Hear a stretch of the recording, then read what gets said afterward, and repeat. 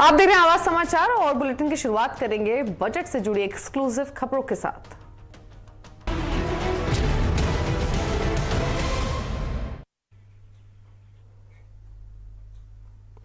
दरअसल medical device, textile और renewable energy जिन sectors को यानी पीएलआई स्कीम के तहत रखा गया है, उन सेक्टर्स को बजट में और राहत मिल सकती है।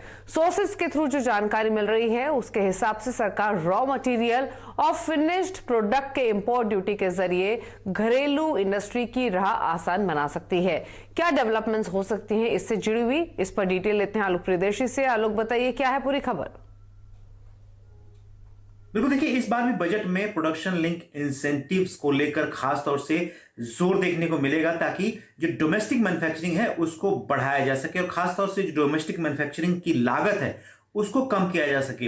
इसको लेकर सरकार जो इंपोर्ट ड्यूटी है उसमें कई सारी फेरबदल कर सकती है। खासतौर से अगर हम देखें तो कुछ खास सेक्टर हैं जैसे मेडिकल डिवाइसेस को लेकर जो पीएलआई अनाउंस हुआ है, टेक्सटाइल, इसके अलावा जो रिन्यूएबल एनर्जी और तमाम जो और सेक्टर्स हैं उनको लेकर जो इंपोर्ट ड्यूटी है खासतौर से रॉ मटेरियल की, उसमें फेरबदल किया जा सकता है। जैसे जो हमें सूत्रों से जानकारी मिल रही है कि जो कॉटन है, खासतौर से ईएलएस कॉटन जिसे एक्स्ट्रा लॉन्ग स्टेपल कॉटन बोलते हैं, ये कॉटन इंडिया में बहुत कम होता है, ज्यादातर इंपोर्ट किया जाता है। तो इस पर जो अभी ड्यूटी है उसे 10% से घटाकर कम किया जा सकता है। इसके अलावा मेडिकल डिवाइसेस के क्षेत्र में भी जो भी फिनिश्ड प्रोडक्ट्स हैं उस पर अभी जो ड्यूटी है वो 0% से लेकर 7.5% से है। इसको बढ़ाया जा सकता है ताकि जो इंपोर्ट है उसमें कमी हो और डोमेस्टिक मैन्युफैक्चरिंग में बढ़ावा हो। इसके अलावा सोलर पीवी सेल्स को लेकर जो कस्टम ड्यूटी को लेकर क्लैरिफिकेशन है उसको जारी किया जा सकता है। और इसके अलावा जो सेल बैटरीज बनाने के लिए जो भी जरूरी रॉ मटेरियल्स होते हैं उनमें भी इंपोर्ट ड्यूटी में रैशनलाइज किया जा सकता है, कमी की जा सकती है। इसके अलावा जो टोटल ओवरऑल 13 सेक्टर्स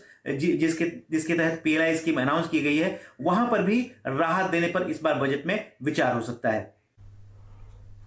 शुक्रिया आलोक, ये डिटेल्स बताने के लिए। तो एक चीज क्लियर है जो आलोक ने बताई कि पीएलआई स्कीम के तहत जो भी सेक्टर्स आते हैं जिनको बेनिफिट मिलता है वो राहत और बढ़ सकती है अलग अलग तरीकों से। तो ये एक्सपेक्ट किया जा सकता है बजट से। लेकिन वाणिज्य मंत्री पीयूष गोयल ने कहा है कि आईटी इंडस्ट्री की तर्ज पर जो स्टार्टअप इकोसिस्टम है उसमें भी सेल्फ रेगुलेशन को बढ़ावा देने पर जोर रहेगा। पीयूष गोयल ने संकेत दिए हैं कि बजट में भी स्टार्टअप्स को बूस्ट करने की दिशा में कई कदम उठाने की उम्मीद है।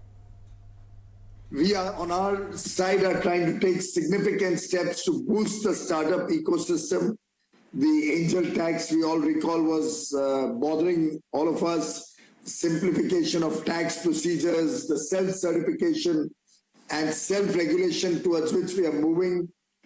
We have the budget coming up soon and all of us are anxiously waiting to see and hear what is done with some of the asks that NASSCOM also had put before us.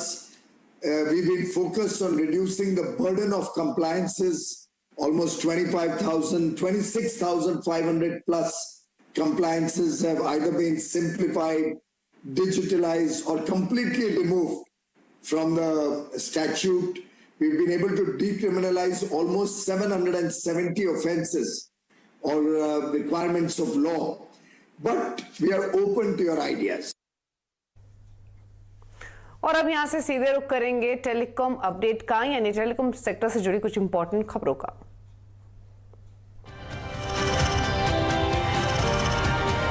CNBC Awaaz and Salazar Techno Engineering present Telecom Update. और इस साल देश में 5G services शुरू होने वाली हैं। Telecom sector expect कर रहा है कि इस बार के बजट में टेलीकॉम सेक्टर के लिए कुछ खास ऐलान किए जा सकते हैं। इंडस्ट्री ने लाइसेंस फीस घटाने समेत दूसरी कई मांगे हैं जो सरकार के सामने रखी हैं। बजट से क्या एक्सपेक्ट कर रहा है टेलीकॉम सेक्टर, ये जान लेते हैं। हमारे economic policy editor Lakshman Roy हमारे साथ मौजूद हैं। लक्ष्मण, बताइए टेलीकॉम सेक्टर की क्या एक्सपेक्टेशंस है इस बार के बजट में, या फिर उनके विश लिस्ट में क्या शामिल है?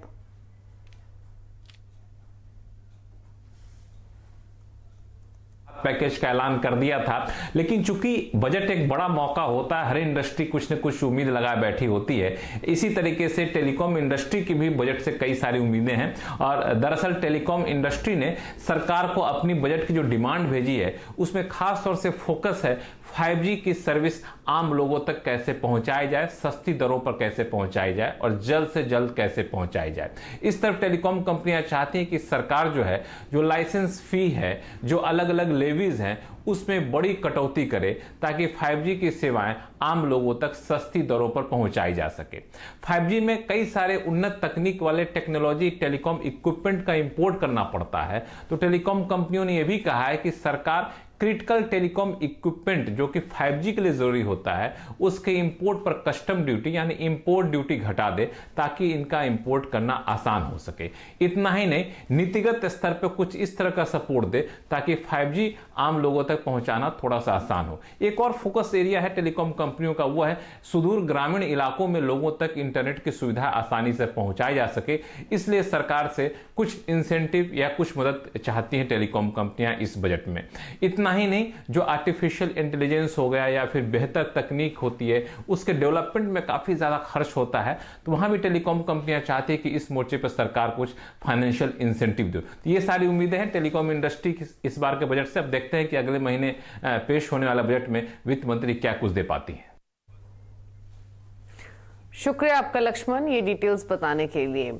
और इसके अलावा रिलायंस इंडस्ट्रीज के नतीजे हैं, वहां पर नजरें रहेंगी। हालांकि एक्सपेक्ट ये कर रहा है मार्केट की रेवेन्यू में ऑलमोस्ट 15% और प्रॉफिटेबिलिटी में 13% की ग्रोथ दिख सकती है। लेकिन क्या एक्सपेक्ट करना चाहिए ओवरऑल, कौन से सेगमेंट्स बेटर परफॉर्म कर सकते हैं, स्पेशली पेट्रोकेमिकल और टेलीकॉम जहां पर सबसे ज्यादा नजरें टिकी होती है, वहां कैसे प्रदर्शन रह सकता है, ये जान लेते हैं। नीरज बाजपेयी हमारे साथ मौजूद हैं। नीरज, बताइए क्या एक्सपेक्टेशंस रिलायंस के रिजल्ट से? जो हम लोग कंजर्वेटिव डेटा लेके चल रहे हैं उसके मुताबिक जो थर्ड क्वार्टर का रेवेन्यू है उसमें करीब 15.5% की ग्रोथ आने की संभावना है।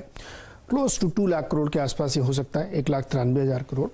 और इसी तरीके से मुनाफे में भी आप करीब 13% की ग्रोथ यहाँ पे बढ़ते हुए देखेंगे। तो दोनों ही सेगमेंट में बहुत अच्छी ग्रोथ दिखेगी। एबिटा लेवल पे भी आपको ऐसा ही मूवमेंट दिखेगा। मार्जिन स्लाइटली कम होगी क्योंकि बहुत सारी चीज़ों की प्राइसिंग इस क्वार्टर के दौरान रॉ मटेरियल कीमत बढ़ने की वजह से इम्पैक्ट आई, लेकिन बहुत ज़्यादा फर्क नहीं है, 14.8 के आसपास है। 3 सेगमेंट जिसमें ये कंपनी प्ले करती है उसमें ऑयल टू केमिकल एक बड़ा सेगमेंट है जिसके अंदर पेटकेम, रिफाइनिंग सब कुछ आता है। अगर आप उसमें देखें तो पेटकेम ने Q2 में बहुत अच्छा किया था, थर्ड क्वार्टर में भी बहुत बढ़िया ग्रोथ वहाँ पे दिखाएगा और रिफाइनिंग बिजनेस भी आउट परफॉर्म करेगा। कारण बिल्कुल साफ है कि लास्ट क्वार्टर में क्रूड के प्राइसेस हायर साइड में रही और स्टेबल रही, बहुत ज़्यादा वोलेटाइल नहीं रही। अभी एक महीने से काफ़ी वोलेटाइलिटी इसमें देखने को मिल रही है। उसकी वजह से क्या होता है कि जो वैल्यू एडेड प्रोडक्ट है और ग्लोबल डिमांड जो थी वो बहुत ऊंची थी, तो उसकी वजह से रिफाइनिंग बिजनेस बहुत अच्छा कर रहा है। प्लस 2 चीज़ें और हुई हैं, एक गैस की कीमतें अक्टूबर में बढ़ी थी, उसका फ़ायदा इनको मिलेगा, वो देखना चाहिए। और इंटरनेशनल प्राइस जो अब बढ़ते हुए दिख रहे हैं उसका फायदा मिलेगा। पेटकेम में भी वही बात हुई थी कि वैल्यू एडेड प्रोडक्ट्स की काफ़ी डिमांड थी, तो ये सेगमेंट भी अच्छा करेगा। लेकिन टेलीकॉम और रिटेल 2 और सेगमेंट जहां सबकी नज़र रहती है, क्योंकि अब ये कंपनी ज़्यादातर इसी की वजह से खबरों में रहती है। तो टेलीकॉम सेक्टर में आरपू 148 रुपये आएगा।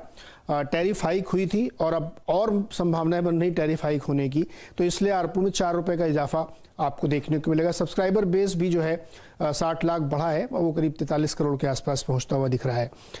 रिटेल का जो कारोबार है उसमें भी कोई दिक्कत नहीं थी, क्योंकि इस क्वार्टर में कोई रिस्ट्रिक्शंस या कोई बंदी ऐसी कोई चीज़ हुई नहीं थी।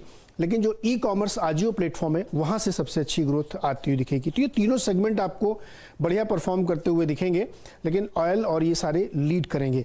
दूसरा, जो न्यू एनर्जी में काफ़ी इन्वेस्टमेंट इन्होंने पिछले 3-4 महीनों में किया, हम लोग कवर भी करते रहे, उसके संदर्भ में भी हमको कमेंट्री सुननी होगी कि और क्या डेवलपमेंट्स होते हुए दिख रहे हैं। तो मुझे लगता है कि रिजल्ट्स के हमने जो कंजर्वेटिव आंकड़े लिए शायद इससे भी बेहतर आए, जैसा कि मैं हमेशा देखता हूँ कि हर क्वार्टर में ऐसा होता है। शुक्रिया नीरज जी डिटेल्स बताने के लिए। तो ये है कि हाइलाइट्स नंबर से क्या एक्सपेक्ट करना चाहिए। पेट्रोकेमिकल, टेलीकॉम यहाँ पर रहेगा फोकस। लेकिन अब बात मार्केट की, और लगातार जो प्रेशर था वो आज चौथे दिन में मार्केट में एक्सटेंड होता हुआ दिखा, और इस हफ्ते की जो क्लोजिंग हुई ओवरऑल वो नेगेटिव ही रही। अगर आप सेंसेक्स निफ्टी के रिटर्न्स देखेंगे तो यहाँ पर 3% के नेगेटिव रिटर्न्स आते हुए दिखे हैं।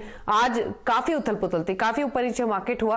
फाइनली जो क्लोजिंग हुई इसमें सेंसेक्स 427 अंक गिरकर 59,037 पर बंद हुआ। निफ्टी 140 पॉइंट गिरकर 17,617 पर। हालांकि दिन के दौरान 17,400 तक भी फिसला था Nifty.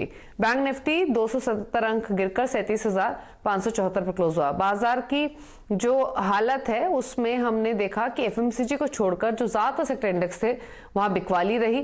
Consumer durables, capital goods सबसे ज्यादा गिरे। मेटल, रियल्टी, आईटी स्टॉक्स में भी बिकवाली का दबाव हावी हुआ। आईटी इंडेक्स अगर आप देखेंगे जैसे तेजी से चला था वैसी तेजी से नीचे आया भी है। आईटी इंडेक्स लगातार 5वें दिन गिरावट पर बंद हुआ, यानी ये पूरा हफ्ता मार्केट के हिसाब से, आईटी इंडेक्स के हिसाब से कमजोर ही रहा।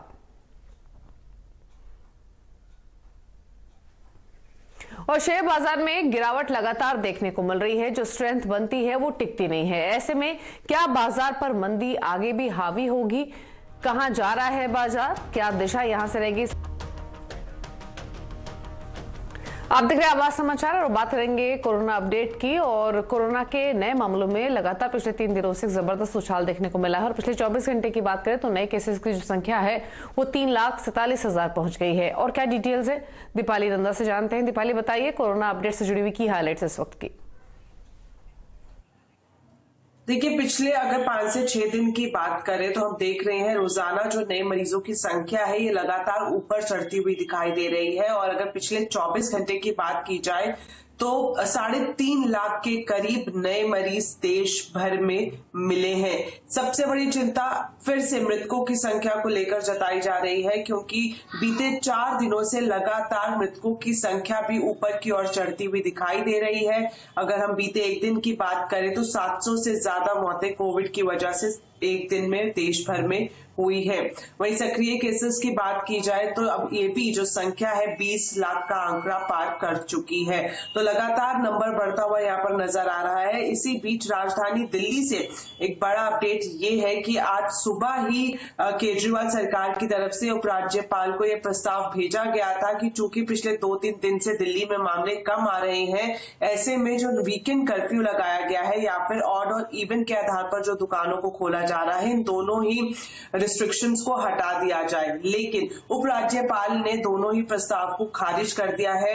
उपराज्यपाल दफ्तर की तरफ से जानकारी दी गई है कि फिलहाल ऐसी कोई भी रिस्ट्रिक्शन को हटाया नहीं जा रहा है।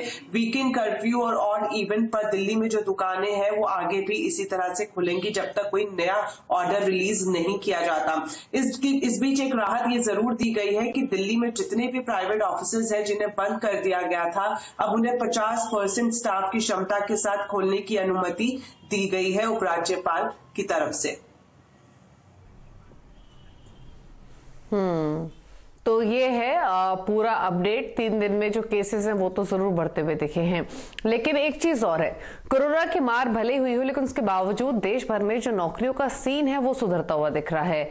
और ऐसी एक्सपेक्टेशंस हैं कि 2022 में तो नौकरियों की बाहर आने वाली है। तो अगर आप भी इसका फायदा उठाना चाहते हैं तो जरूर देखिए आज का कंज्यूमर अड्डा शाम 5:27 पर। नौकरियों की बाहर CV कर लो तैयार।